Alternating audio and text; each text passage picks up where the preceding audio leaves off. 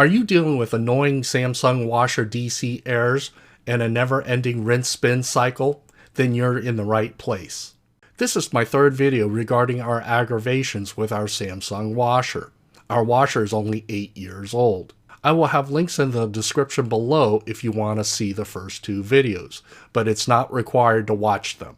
This all started earlier this year when our Samsung washer started getting repeated DC errors. As most of you know who are watching this video, getting a Samsung washer DC error is both very frustrating and very aggravating. It makes you want to throw your Samsung washer out. And the only reason why you don't throw your Samsung washer out is that you know you will have an expensive replacement.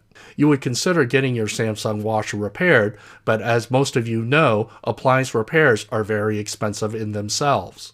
For us, we were looking for a non-technical fix and workaround to buy us some time until we figured out what we wanted to do. However, like most of you who are watching this video, you turned to YouTube to find out if there was any solutions, fixes, or workarounds. And I'm happy to report that I was able to find simple fixes and workarounds to solve our immediate problem and buy us some time. And that's where my first two videos came from. To make it simple for you, my first video described using a $1 swim tube to get rid of the DC error. It worked for a short time and I never saw a DC error again. However, then we encountered a never-ending rinse spin cycle. In my second video, I described our never-ending spin rinse cycle and how I got a used pillow and stuffed it into the sides of the laundry drum and the washer frame. I'm happy to report that between the $1 swim tube and the used pillow stuffed between the laundry drum and washer frame, it worked out quite well. Although it worked, it still bugged me because it wasn't a very elegant solution, nor was it a permanent solution. Nevertheless, I just let it go, simply because it kept on working. About 2 months ago, someone left a comment suggesting that I buy 4 suspension rods and replace them. Since I clearly wasn't an appliance technician, I didn't know what suspension rods were, and I looked them up. As it turns out, when I looked into it, it seemed like I could handle replacing 4 suspension rods. However, the problem I had was that our Samsung washer was in our laundry room up on the second floor, and there was going to be no way I could haul that Samsung washer downstairs to the garage or the driveway to work on it. Whatever work that needed to be done on the Samsung washer had to be within the confines of our laundry room. And because the suspension rods were only going to cost $35, I decided to go for it. And what you're about to see is how I removed the old suspension rods and replaced them with the new ones. As in the last two videos, time will tell if this ends up being a long-term solution. But for now, it seems to be working pretty good. With only one exception, we've not seen any errors so far. If anything changes, I will certainly produce an update video. If the suspension rods don't last, I certainly have a fallback position and going back to my $1 swim noodle as well as my used pillow. So let's get to replacing the suspension rods in my Samsung washer. First, I have to move our Samsung washer to get access to the rear. I unplug the cord from the electrical outlet. There are 2 screws you have to remove before you remove the lid. There's one screw down here under this plastic stub and a screw here under the other plastic stub. So what I'm going to do is remove the screws.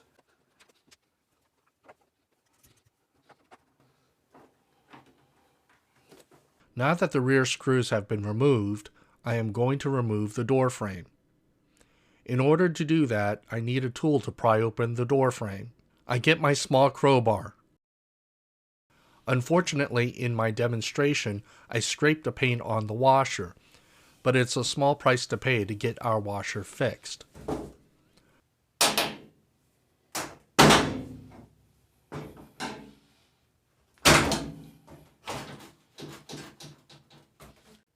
So I put my small crowbar over here, twist it to lift it up, and I put my crowbar over here, twisted it, and it popped up. I partially lift the door frame to get a feel if there are any obstructions before I fully open and lift it. Be careful not to break or damage the rear plastic notches. At this point, I recommend you get some tape to secure the washer door to the frame. Otherwise, the door will fly open when you fully lift the frame. As you lift the frame, be careful not to break or damage the rear plastic notches.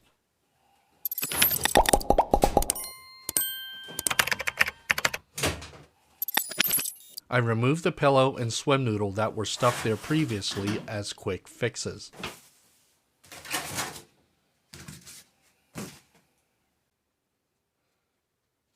So what I've done is put the lid leaning on the shelf above, but if you have a second pair of hands, it's always a good thing.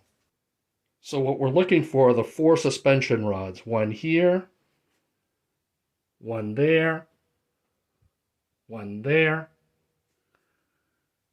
and one here. On top here, we see the suspension rod, but the other end of the suspension rod is all the way down at the bottom there. So we can see the top of the suspension rod up on top. But now you need to look for the suspension rod all the way down at the bottom there. On this side, we can see the suspension rod up here at the top. And I'm going to take you down there so you can see what the suspension rod looks at the bottom. This last side is very different because there is a little connector that goes into the bar right in there. So I'm going to have to remove that very carefully. Notice how the tube is wrapped around the suspension rod. So what I have here is a pair of new suspension rods. So when I got the new suspension rod, the plastic ends were somewhere in the middle. So what I'm going to do is move this to the top and move this one to the bottom. So the first thing I'm going to do is lift this tub up so I can remove the suspension rod from the top.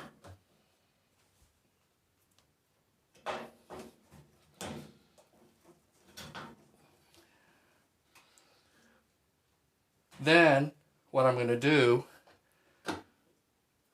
is slide it out. I'm going to lift the tub.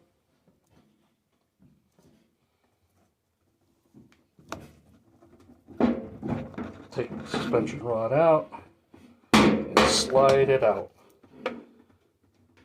I'm going to take this brand new suspension rod,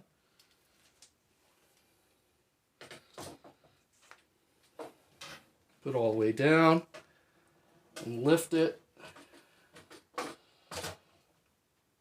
tuck it under there, and then pop it right in here. I've got a new suspension rod and I'm lifting the tub up,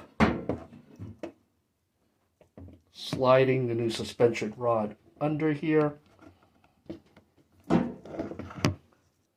lifting the tub, and that's all it takes to replace the suspension rod. For the second suspension rod, I follow the same steps as I did with the first rod. For the third suspension rod, I also follow the same steps as I did with the first rod.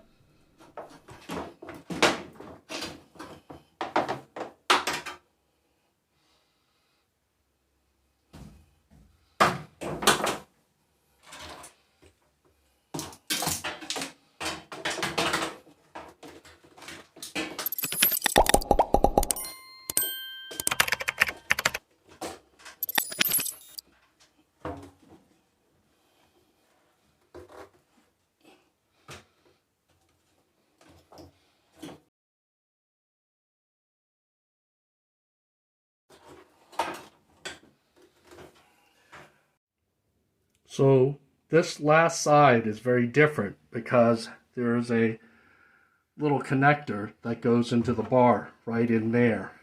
So I'm going to have to remove that very carefully. Notice how the tube is wrapped around the suspension rod. I'm going to lift the tub once again.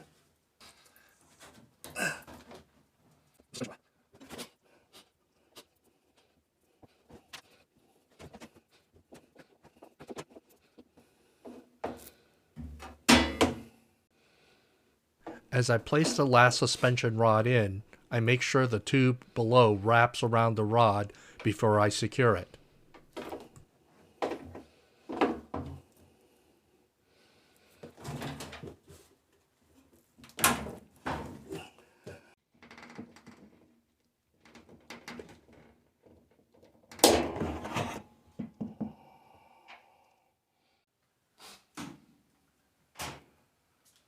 I close the door frame while being careful not to break or damage the plastic notches in the rear.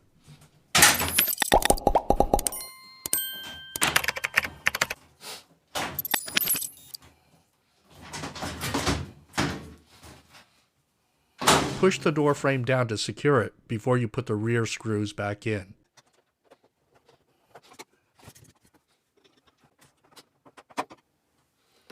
This last thing you have to do is take the tape off.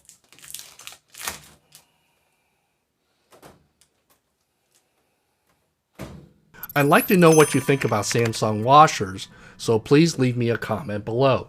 Don't forget to click the thumbs up button if you like this video. While you're at it, subscribe to this channel so that you will receive notifications of my upcoming videos. Thank you for watching, and I will see you in my next video.